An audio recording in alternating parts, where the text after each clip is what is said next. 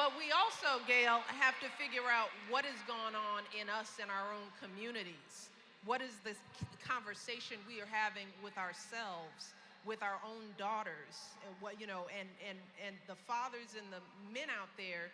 You all play an important role because let me tell you, my father and my brother had the greatest impact on my self-esteem because I grew up in a household with men who loved me and respected me very early on, who told me how beautiful I was, who treated me as an equal. So even at an early age, because I had a father and a brother and the men in my life who didn't hurt me, who took care of me, the bar for what I expected for myself was set by the men in my life. And too many of us as women, we're walking around hurt and covered in scars, and that affects how we take care of ourselves, and then what message we send to our kids. You know, Michelle, I think about your dad. After I read the part about your dad and your dad's death and the relationship that you had, I actually had to put the book down because I was so deeply affected by it. Your dad died at the age of 55 and you're 55. Yes. My mom died 10 days before her 61st birthday. And before I turned 61, I kept thinking, I hope I make it, I hope I make it. Yeah. Do you think about your dad dying at the age you are now and how that has affected you, or if it has affected you? I was very struck by that. You know, I think about my father every day. Yeah. You know, I mean, my dad was a blue-collar worker who didn't want much in life.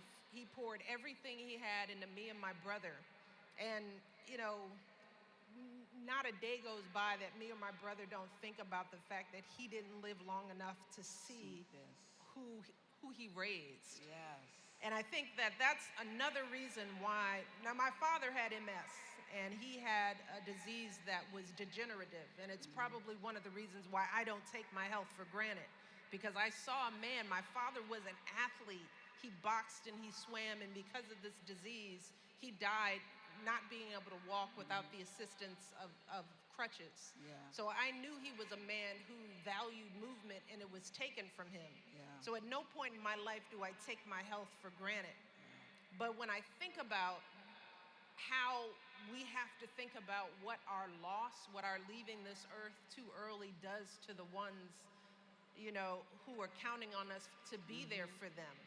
You know, that's why health is so important to me, because we lose many people to things that they can't help. But when it happens because of stuff we have complete control over, the food we put in our bodies, how we move, you know, whether we go to the doctor on a regular basis, whether we're watching out for diabetes and asthma, whether we're doing things to prevent completely preventable illnesses, I start thinking about, my God, my father didn't get to meet those two beautiful girls. They didn't know the man that raised me. They didn't get a chance to really experience the values he gave to us, and I think what a loss.